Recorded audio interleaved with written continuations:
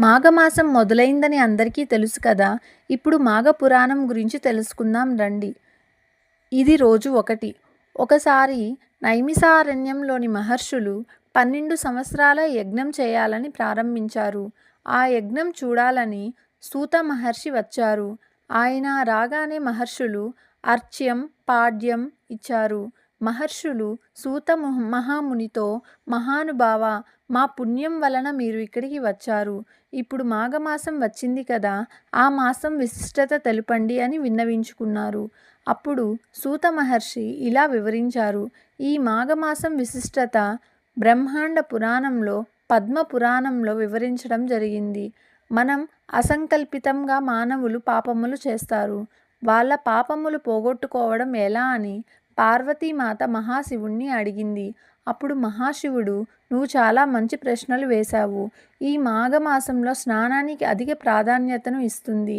ప్రాతకాలం స్నానం చేసిన వారికి ముక్తి వస్తుంది. పాప విముక్తుడు అవుతాడు. ఈ మాఘమాసంలో గంగాదేవి అని జలాల్లో నివసిస్తుంది. మాఘమాసంలో మొదటి స్నానం చేసిన వారికి సర్వ పాపాలు పోతాయి. రెండవసారి స్నానం చేసిన వారికి వైకుంఠ ప్రాప్తి వస్తుంది. మూడవ స్నానం చేసే మహావిష్ణువే ఇంకా ఇతనికి ఏమి ఇవ్వాలి అని ఆలోచిస్తారంట. ప్రయాగలోని గంగలో మాఘమాసంలో స్నానం చేసే పునర్జన్మ ఉండదు.